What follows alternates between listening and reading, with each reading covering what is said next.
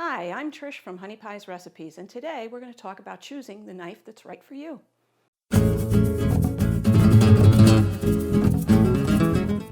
There are three different types of steel that you can choose from for your knife. The first is a carbon steel. This is a soft metal. Because of that softness, it has a tendency to dull very quickly. And that happens when you're banging your knife on hard surfaces frequently. And what happens is it becomes a little bit rounded or dull. The nice thing about a soft steel is that while it does dull quickly, you can also sharpen it relatively quickly.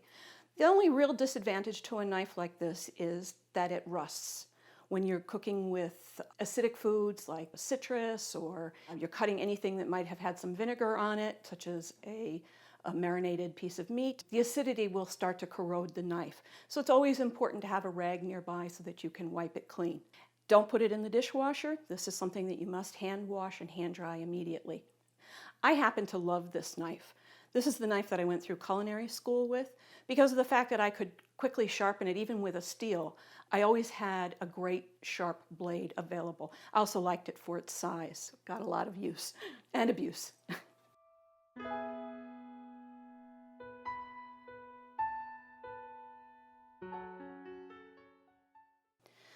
This is a carbon stainless steel knife.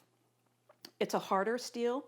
It doesn't rust, which is a great advantage. And because it's harder, it will hold its sharp edge for a little bit longer. It's also easily sharpened.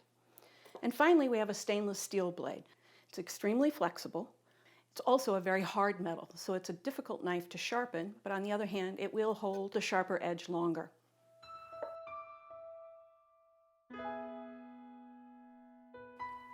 Do I have a favorite knife? When he came back from the service, my dad decided to apprentice as a butcher. It was short-lived. He really didn't care for it very much and became a plumber, but I've inherited the knife.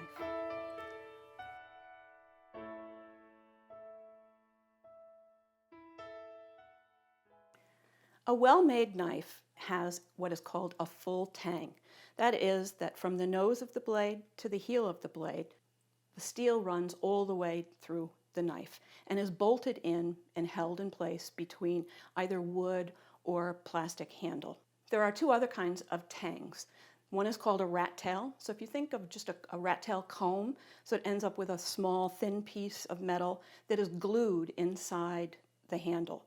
A half tang would be that the metal ran from here and about halfway through the handle, and again that would be glued. You would not see the bolts.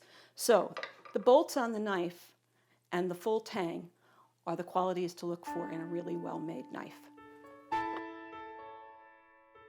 Chef knives come in a variety of lengths. So I have an 8-inch chef's knife and a 10-inch chef's knife. The length will affect the weight of the knife and how it feels in your hand. I generally prefer a shorter chef's knife. I find it lighter, especially this particular knife. You also get different types of handles.